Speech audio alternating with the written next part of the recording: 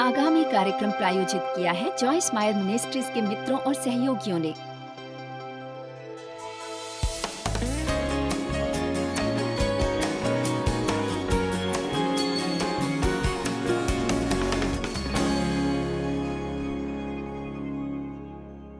इब्रियो 10:36 में बाइबल कहती है, चलिए उसमें नजर डालें। क्योंकि तुम्हें धीरज धरना आवश्यक है ताकि परमेश्वर की इच्छा को पूरा करके तुम प्रतिज्ञा का पालन पाओ।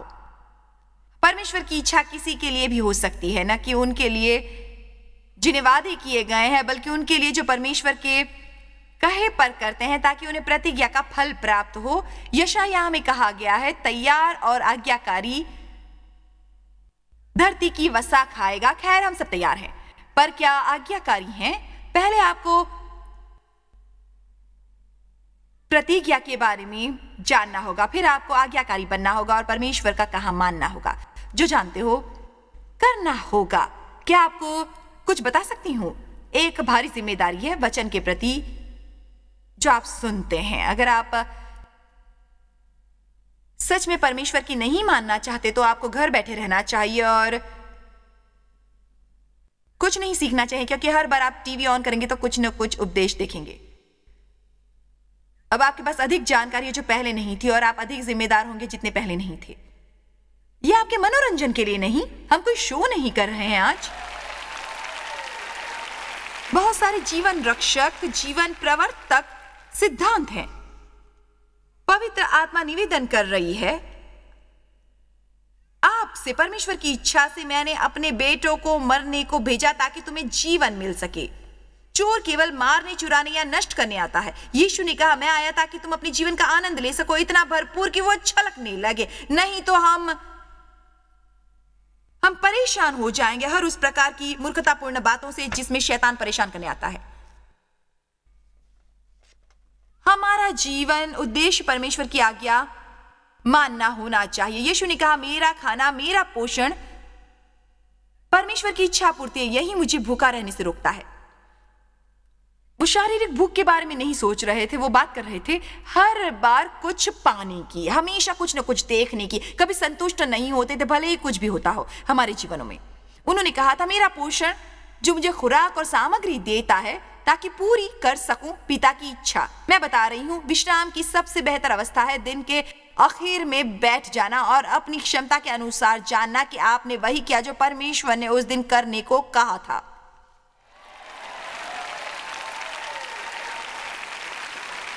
प्रभु जानते हैं कि हम भूले करते हैं और पश्चाताप के लिए परमेश्वर का शुक्रिया अदा करना चाहिए। खुशी की बात है कि हम पश्चाताप कर सकते हैं जब हम पाप करते हैं, पर मुझे यकीन है कि हम जानबूझकर नहीं करते। और अब जानते हैं, मेरा मतलब ये नहीं है कि किसी प्रकार का श्रम ना किया गलत तरीका हो, लेकिन जब लोग छुट्टी लेते हैं, वे आते हैं और होटल किराए पर लेते हैं और कुछ इस तरह आते हैं जैसे बहुत सारे लोगों को मैंने हाथ उठाकर कहते सुना है कि वे जानते हैं कि उनके जीवन में अवज्ञा है। इससे मुझे एक चीज का पता चलता है कि हम समझ नहीं रहे कि परमेश्वर है। हम समझ नहीं पा रहे परमेश्वर का श्रद्धा युक्त भय और श्रद्धा युक्त आदर। हमें परमेश्वर से भय नहीं रखना चाहिए, पर यह सम्मानजनक भय है। मैंने कभी कुछ पाने के लिए परमेश्वर की आज्ञा नहीं मानी, मैं कुछ पाने के लिए नहीं करती और मैं अलग चीजें करती हूं इस उम्मीद में कि उनसे मेरे जीवन में परमेश्वर की आशीषों का प्रवेश हो। यहीं से आपको शुरू करना है, लेकिन हम उस मुकाम पर पहुंच जाते हैं जहां हमसे परमेश्वर की आज्ञा मानते हैं, क्योंकि हम उनसे प्रेम करते हैं। हम सराहना करते हैं जो उसने हमारे जीवन में किया है। हमें वो सब दिया है जिसकी हमें जरूरत है, हमें वो सब प्राप्त है जो हम चाहते हैं। नया नियम कहता है, परमेश्वर का प्रेम हमें बाध्य करता है। परमेश्वर का प्रेम आत्मनियंत्रण संचालित करने का कारण बनता है और उन चीजों को करने से रोकता है जो हम करना चाहते हैं। मैं हर चीज नहीं कह सकती और ना ही कहना चाहती हूं, क्योंकि मैं परमेश्वर से प्रेम करती हूं। मैं कृतज्ञ नहीं हो सकती और ना ही प्रकट कर सकती हूं, क्योंकि परमेश्वर के हृदय को चोट पहुंचती है। इससे मेरी जीवन योजना पर चोट पहुंचती है, मेरे जीवन के अभिषेक पर चोट पहुंचती है, इससे मेरी सेवकाई पर असर होता है, ये मेरी शिक्षा को प्रभावित करेगा और मैं ऐसी बहस कभी भी नहीं कर सकती। मैं गुस्से में रहने की कोशिश नहीं कर सकती, मैं ये नहीं कर सकती। दूसरे छोर पर महान बलिदान है। मुझे वो कार्य समाप्त करना है जो उसने मुझे दिया है। यीशु ने कहा है, अगर मुझसे प्रेम है मेरी आज्ञा मानोगे। इसलिए हम उपासना में जो चाहे गा सकते हैं, पर हम परमेश्वर को कितना चाहते हैं वो प्रकट होता है। हम कितना करते हैं जो उसने हमें करने को कहा है। सुनो, मुझे याद है कितना मुश्किल था मेरे लिए सिर्फ डीएफ से बात करना, जिसने मुझे दीवाना कर दिया था। और हमारे शुरुआती दिनों में परमेश्वर कहते, जाओ और उससे बात करो, जाओ और उससे बात करो। मैं ऐसा नहीं करूंगी, वो बात नहीं करूंगी। जाओ और उससे बात करो, जाओ और बताओ कि तुम्हें खेद है। मैं वो बात नहीं करना चाहती थी, अब उसकी बारी है। पिछली बार मैंने बात की थी, ये मूर्खता की बात है। परंतु मुझे बाइबल में कोई ऐसा शास्त्र वचन नहीं मिला जो कहता है, माफी मांगो, अब तुम्हारी बारी है। अभी तक वो मुझे नहीं मिला।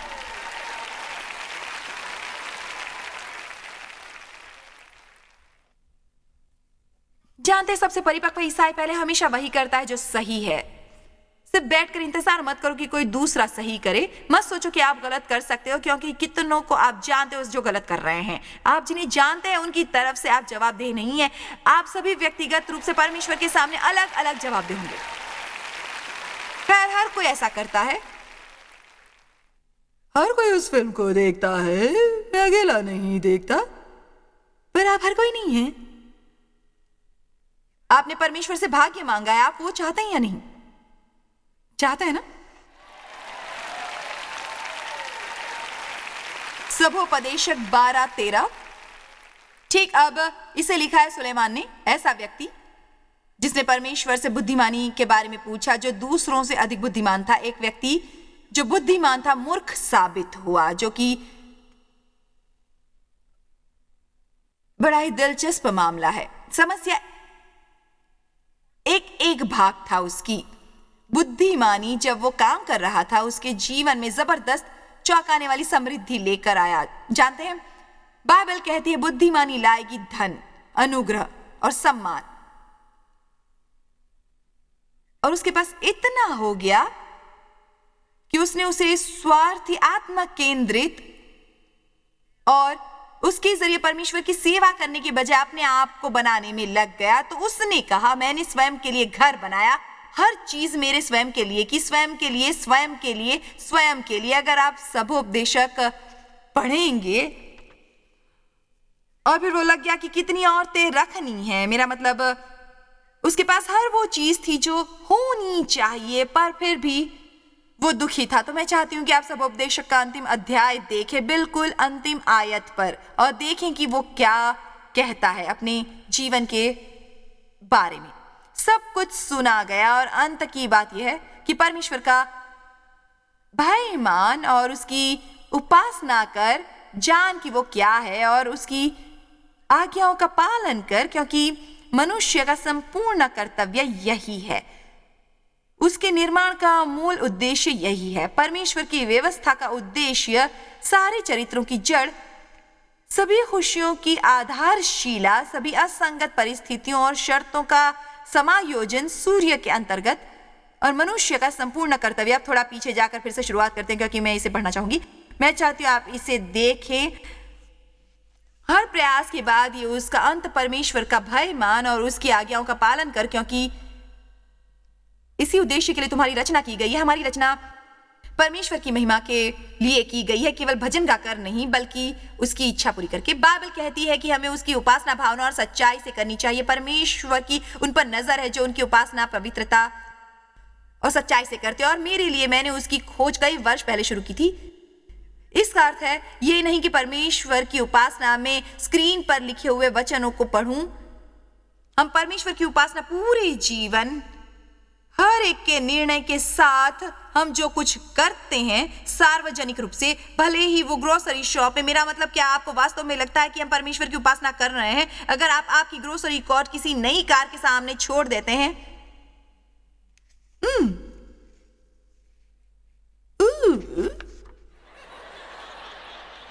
बाकी लोग लोग बहाना ढूंढ रहे होंगे, आप कोई बाकी लोग नहीं हैं, आप परमेश्वर के बच्चे हैं, एक राजा के बच्चे हैं, यीशु मसीह के साथ एक संयुक्त वारिस। आप कोई बाकी लोग नहीं हैं। और हम दुनिया में इसलिए हैं कि लोगों को जीने का रास्ता दिखाएं, उनकी तरह नहीं, बल्कि उदाहरण द्वारा उन्हें रास्ता दिखाएं, अपनी तरह जीने को बताएं। आमीन। मैं एक दुकान में गई और 2 जोड़ी जूते खरीदे और मैं 2 पर्स देख रही थी जो जूतों को मैच करें। मैंने निर्णय लिया कि मैं केवल एक पर्स खरीदूंगी। मैं जब घर पहुंची तो पता चला कि दुकानदार ने एक का ही पैसा लिया है, पर जूतों के साथ दोनों आ गए थे। खैर, क्या परमेश्वर मुझे मुफ्त पर्स के साथ आशीष दे रहा था? कुछ मूर्खतापूर्ण ईसाइयों की तरह लगता होगा ना? ओ खैर, वहां देखो परमेश्वर की आशीष। वो जानता है मुझे अतिरिक्त पर्स चाहिए थे और उसने दे दिए। धन्यवाद यीशु। ओह, मुझे गुदगुदी हो रही है। हालेलुया। नहीं तुच्छ जीव, तुम कार में वापस जाओ। तुमने गैस पर पैसे खर्च किए, उसे वापस लो, क्योंकि तुम उपासक हो। तुम उसकी उपासना करते हो अपने हर काम द्वारा। आमीन। यार, ये उनकी गलती थी। उसे वापस लेने के लिए मैं क्यों पैसे खर्च करूं? अब मुझे समय और पैसा दोनों बर्बाद करने होंगे वहां जाने के लिए। मैं वो पर्स वापस लेकर गई और उस व्यक्ति को कहा, क्या तुम जानते हो, मैंने इन दोनों के बारे में बात की और 2 जोड़ी जूतों की मैंने पैसे दिए, इसलिए मैंने एक वापस करना था, इसलिए मैं आई हूं यहां पर। बड़े ताज्जुब की बात है। जानते हो, शायद ही कोई ऐसा होगा जिसने ये किया होगा। मैं आपकी सराहना करता हूं। खैर, अब हो सकता है मेरे बम्पर स्टिकर पर एक मछली और मेरी गर्दन के चारों ओर एक क्रॉस शायद किसी के लिए कोई मतलब हो। चलो भी, मैं बेहतर उपदेश दे रही हूं।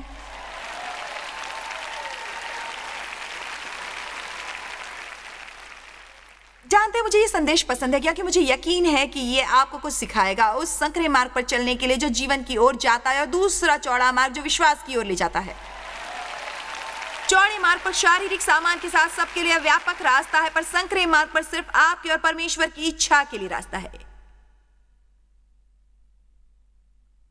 पर आपकी शांति में वृद्धि हो रही है, आपका आनंद बढ़ रहा है ना? आप पर ज्यादा अनुग्रह होंगे, आप अपने जीवन में सफलताएं पाएंगे। और जब शैतान पास आएगा तो आप में भरोसा पैदा होगा। आप कहेंगे, मेरे पीछे से हट जाओ, मैं यीशु के नाम पर तुम्हारा विरोध करता हूं। और आपको चीखना भी ना होगा। आपको लगता है कि चीखने से शैतान डरता है? ओह, मेरे पीछे से हट जाओ शैतान, यीशु के नाम पर।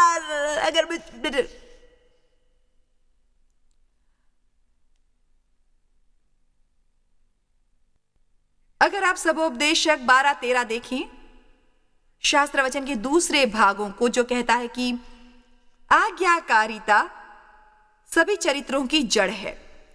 जानते हैं हमने कैसे धर्मी चरित्र का विकास किया? सही करके, जबकि उसे करने को तैयार नहीं होते। हम उसे करना नहीं चाहते। सच्चाई यह है, जब आप वो करते हैं जो सही है और आप आहत कर रहे हैं, इसका मतलब आप बढ़ रहे हैं। इसका मतलब आप बढ़ रहे हैं। अगर अच्छा लगता है, तब आप पहले से ही उस क्षेत्र में बढ़ चुके हैं। आप पहले से ही वहां हैं। यह आपके लिए समस्या नहीं है, यह बड़ी अच्छी बात है। पर आप जब एक चीज चाहते हैं और आप परमेश्वर दूसरी वहां लाकर खड़ी करते हैं, इसलिए वहां थोड़ी पीड़ा, तकलीफ शरीर के साथ चलती रहती है। इसलिए जब आपको लगता है कि आप कह सकते हैं, मैं बढ़ रहा हूं, परमेश्वर का धन्यवाद, मैं बढ़ रहा हूं, मैं बढ़ रहा हूं, हालेलुया, मैं बढ़ रहा हूं। और मुझे बहुत पसंद है जब वो कहता है, परमेश्वर से आज्ञाकारिता अनुकूल करना है अपने जीवन की हर एक चीज को जो समायोजन से बाहर है, हर चीज को जो संतुलन से बाहर है। और एक चीज जो संतुलन लाएगी, चाहे वो अच्छी लगे ना लगे, वो है परमेश्वर के प्रति आज्ञाकारिता। मान लीजिए कि आपकी शादी की समस्या है और उसके लिए एक हिस्से ने आपको परेशान कर रखा है, क्योंकि मान लीजिए आप औरत हैं और जिस आदमी से आपकी शादी हुई है, आपकी तारीफ नहीं करता। आप तंग आ चुकी हैं कि उसने एक बार भी आपकी तारीफ नहीं की और ना ही वो आपकी भावनाओं की कद्र करता है। आप हर समय उससे नाखुश रहती हैं, तो आप प्रार्थना करती हैं और परमेश्वर कहता है उसकी तारीफ शुरू करो। नहीं प्रभु, आपको गलतफहमी हुई है, मुझे तारीफ चाहिए। मैं ऐसा नहीं कर सकती। क्यों ऐसा करना चाहिए? क्योंकि आप जो बोओगे वही काटोगे। और अगर आप ईसाई हैं, घर में अंदाजा लगाइए क्या मतलब आपको पहले जाना है। चलो मैंने कहा अगर आप ईसाई हैं घर में, मतलब आपको पहले जाना होगा। हो सकता है एक लंबे समय के लिए पहले जाना पड़े। अगर आप इसे सही नहीं करते, लोगों तक रखते हैं, तो आप इसे करते थकेंगे नहीं। लेकिन यही अगर आप परमेश्वर के लिए करते हैं तो परमेश्वर हमेशा देखता है आप इसे छुप कर करें।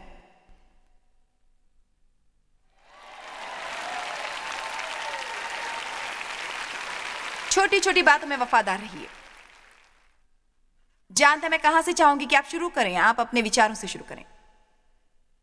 मैं चाहती हूं कि आप अपने विचारों से शुरू करें।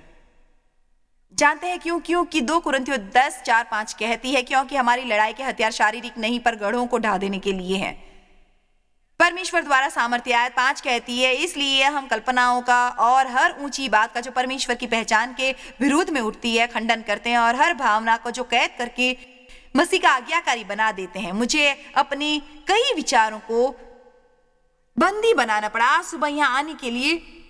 सिर्फ बातें, ना समझ बातें। आपको पता है उसे रोक दो। बाहर रोक दो। आपका जीवन कभी भी विजय नहीं हो सकता अगर आपका मन गड़बड़ है।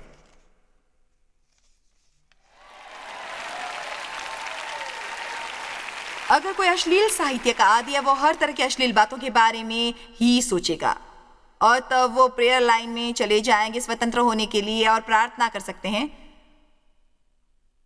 और करनी भी चाहिए। पर पहली चीज जो करनी चाहिए वो है अपने विचारों को यीशु मसीह की आज्ञाकारिता में बंदी बना लें। आप कभी भी अपना क्रोध काबू नहीं कर सकते सारा समय बैठकर एक ही बात सोचकर। आप कभी भी आत्मदया से नहीं भर पाएंगे यदि आप बैठकर यही सोचेंगे कि आपके पास क्या नहीं है, आपके पास क्या नहीं है, आपके पास क्या नहीं है। आपको मन उस पर लाना होगा जो परमेश्वर ने आपके लिए किया है, वो कितने अच्छे हैं, वगैरह वगैरह।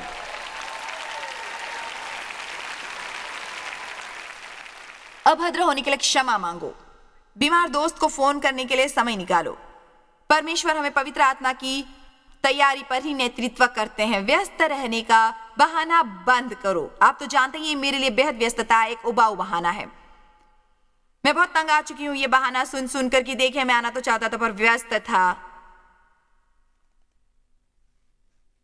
जानते हैं क्या? क्योंकि हम वही करते हैं जो करना चाहते हैं। खैर मैं हर सुबह परमेश्वर के साथ समय बिताना चाहती हूं पर मैं बहुत व्यस्त हूं। जरा अंदाजा लगाइए, तब आपको अपना शेड्यूल बदलने की जरूरत है क्योंकि परमेश्वर के आगे कुछ भी नहीं आता। हालेलुया।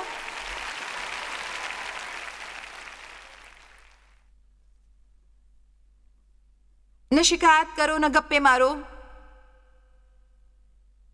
असंतुष्ट न बनो। सुनिश्चित करो कि जब भी परमेश्वर आपको अवसर दे अपना हर समय उसे दे। मैं अपनी एक कहानी सुनाती हूँ। ये इसी हफ्ते घटी हमारे परिवार में। हमें अपनी माँ को जिसे स्थानांतरित किया जाना था असिस्ट लिविंग अपार्टमेंट से हेल्थ केयर फैसिलिटी में जहां वो रहती हैं, तो पिछले हफ्ते हम उन्हें शिफ्ट कर रहे थे उनके अपार्टमेंट से हेल्थ केयर सेंटर। तो मैंने सोचा उनके लिए कुछ अच्छी चीजें लूं तोहफे के तौर पर, तो उनके लिए यह आसान होगा। तो हमने कुछ अच्छी सुंदर चीजें ली। हमने उनके लिए न्यू चेस्ट, एक नाइट स्टैंड और एक नया टीवी और कुछ नाइट गाउन्स जैसी चीजें खरीदी और स्थापित कर दी। उन्हें ऐसा महसूस हुआ जैसे वो कहीं की रानी है। खैर उनके अपार्टमेंट का अन्य फर्नीचर जो रूम के अनुसार नहीं था जहां वो रह रही थी, अभी भी अच्छा फर्नीचर था और मैंने उसे कहा कि वो उसे रख सकती है और वो उसका पति कभी कभी पर चीज़ें बेचने या अखबारों के लिए ऐसी वस्तुओं का सौदा करते थे। तो मैंने उनसे कहा कि ये फर्नीचर ले लो, तुम इसे बेच सकती हो, देखो तुम्हें इससे क्या हासिल हो सकता है। इसी बीच एक नर्स थी, एक छोटी नर्स जो काम करती थी हेल्थ केयर सेंटर में। वो मेरी माँ के साथ बहुत घुल मिल गई थी और जानती थी कि मेरी माँ जा रही हैं। मैंने माँ से पूछा क्या वो अपना फर्नीचर बेचना चाहती हैं, तो मेरी बेटी ने नर्स का नंबर लेकर उसे फ़ोन किया। इस प्रक्रिया के दौरान वो कह रही थी, मतलब उससे बात कर रही थी, और उसने कहा कि जैसे कहा, ओ हाँ मैं सच में बेडरूम सेट लेना चाहती हूँ। और मेरी बेटी ने बताया कि वो उसके लिए क्या करना चाहते थे, और उसने कहा ठीक है। फिर कहा इतना पैसा इकट्ठा करने में उसे कुछ सप्ताह लगेंगे और थोड़ा सा पैसा मैं इसे सप्ताह में दे सकती हूँ। तो ये एक ईमानदार लड़की है, थोड़ा और अगले सप्ताह दे दूंगी, क्या उसे मेरे लिए थोड़ी देर रोक के रखोगी? और मेरी बेटी ने कहा हाँ क्यों नहीं, मैं रोक सकती हूँ, हम उसे कुछ दिन रोक सकते हैं। और उसने कहा मैं पूरी कोशिश करूंगी, मुझे सच में चाहिए। तो जब मेरी बेटी ने मुझे ये सब फोन करके बताया, मेरा मतलब इतना समझने के लिए बहुत ज्यादा प्रतिभा की जरूरत नहीं, मेरे विचार से उसे पहले से ही पता था। मैंने सिर्फ कहा कि ये उसे दे सकते हैं। जानते हो ऐसा नहीं है कि हम ऐसी स्थिति में नहीं थे, हम ऐसी स्थिति में नहीं थे जहां हमें उन कुछ पैसों की मदद से कुछ बड़ा हासिल होने वाला था। पर मैंने अपनी बेटी से कहा मैंने ये तुम्हें सौंप दिया है, अब ये तुम्हारा फैसला होना चाहिए कि तुम्हें क्या करना है। मुझे ऐसा नहीं लगा कि वो मुझे उससे लेकर अपना फैसला थोपना चाहिए। खैर ये उसे भी मालूम था और उसने अपने पति को फ़ोन किया। उसने कहा हाँ ये उसे दे दो। मेरी बेटी ने वापस उसको फ़ोन लगाया कि ये हम तुम्हें दे रहे हैं, तुम्हें पता होना चाहिए। बहरहाल इस बात ने उस लड़की का महीना साल दिन बना दिया। मेरा मतलब लोगों को चीज़ें देने की आदत नहीं है। खैर इस बात का आपको पता है, वो जानती थी मैं कौन हूँ। वो मेरी माँ के अपार्टमेंट में जा सकती थी। मेरी माँ, मेरा मतलब मेरे चित्र वॉलपेपर की हर जगह पर थे और पत्रिकाओं में से वो काफ़ी कुछ काट लेती थी, कभी यहाँ लगा देती थी, कभी वहाँ लगा देती थी। आपको पता है ये सारा कुछ। तो वो एक तरह की अतिरिक्त काम इच्छा थी उसके लिए ये देखना कि हम क्या हैं। अब उसकी असली बात, मतलब असली मुद्दा आप जानते हैं। हमें आनंद मिला। मैंने कहा ओह ये तो अच्छी बात है, मैं चाहती हूँ कि आप ये संदेश पढ़ें। मेरी बेटी बाद में मेरी माँ को देखने गई, वो लड़की भी माँ को देखने वहाँ आई हुई थी। जरा सोचे परमेश्वर कैसा ताज्जुब दिलाते हैं। उसने मेरी बेटी से कहा, मेरी बेटी ने उसका संदेश बनाकर मुझे भेजा और यहाँ मैं आपको बताऊंगी कि उसने मेरी बेटी को क्या संदेशा भेजा था। मैं परिवार जिसको हम फर्नीचर दे रहे हैं, हाल ही में मैं एरिज़ोना में यहाँ स्थानांतरित हुआ है अपने माँ बाप के साथ, क्योंकि उनका 5 बेडरूम का फ्लैट जलकर खाक हो गया था। मुझे लग रहा है कि उनका बीमा नहीं था, क्योंकि उसने कहा था कि वो तिनके से शुरू कर रहे हैं। और मेरी बेटी ने यूं लिखा कि हमने वो अवसर खो दिया होता, हमने बहुत आसानी से वो अवसर खो दिया होता। और हाँ, अगर हमने उसे बेचा होता तो कुछ रुपए मिले होते। परंतु जानते हैं क्या, परमेश्वर कई तरीकों से स्वयं हमें उम्मीद से ज्यादा देता है जितना हम स्वयं नहीं पा लेते। अगर हम पैसा ही पैसा करते रहेंगे और तब आपको प्राप्त होगा आनंद और शांति और स्पष्ट विवेक इत्यादि जो इसके साथ चलता है। मेरा आशीर्वाद है कि आप अधिक जाने छोटी छोटी बातों को, क्योंकि मेरे ख्याल से मैं नहीं जानती कि परमेश्वर की नजर में छोटी चीजें या बड़ी चीजें होती हैं, सिर्फ और सिर्फ चीजें होती हैं। और मेरे विचार से परमेश्वर की आज्ञा मान वो फर्नीचर लड़की को देना, और ध्यान रहे ये कोई आदेश नहीं था, वो केवल एक अवसर था, केवल एक अवसर। पता है बाइबल गलातियों 6:10 में कहती है, इसलिए जहां तक अवसर मिले हम सबके साथ भलाई करें, विशेष करके विश्वासी भाइयों के साथ। वैसे ये सिर्फ एक अवसर था। हमारे पास कितनी बार अवसर आते हैं जिन्हें हम बस निकल जाने देते हैं अपने हाथ से ऐसे ही। जानते हो हम क्या जाने देते हैं? अधिक आनंद, अधिक शांति, अधिक अधिकार, अधिक आशीषें। चलिए भी, क्योंकि अधिक आज्ञाकारी तुरंत शीघ्र और बेहद आज्ञाकारी जैसे ही हम हैं। दुश्मन के विरुद्ध हमें कम से कम परेशानी होगी। ओह वो तुम्हारे खिलाफ आ रहा है। मैं कभी नहीं बताती कि शैतान आपके खिलाफ आएगा, वो शायद आपके खिलाफ आएगा तो मैं बता सकती हूँ। वह सफल नहीं होगा लंबे समय तक, क्योंकि परमेश्वर स्वर्गदूतों को आपका भार दे देगा आपके बचाव और सुरक्षा का, आपकी आज्ञाकारिता और सेवाओं के लिए। आमीन और आमीन, आमीन। परमेश्वर का आज्ञाकारी होना द्वार है बेहतरीन जीवन का जो आपको मिल सकता है। ये सबसे समझदारी की बात है जो आप कर सकते हो, और ये सबसे आसान तरीका है शैतान पर विजय पाने का। बाइबल कहती है अपने आप को उसे समर्पित कर दो, शैतान को रोको और भगा दो। हम नहीं रोक सकते अगर हम परमेश्वर को समर्पित नहीं होते। मैं चाहूंगी कि इस विषय में आप कोई अधिक जाने। मैं चाहती हूँ कि आप जाने कि आप में शैतान पर अधिकार पाने की शक्ति है। आप आधिकारिक व्यक्ति हैं और आपको उसे कार्यरत करना आना चाहिए। इसलिए इन शिक्षाओं को पाइए और उन्हें अपने जीवन में कार्य करने दीजिए अभी के अभी।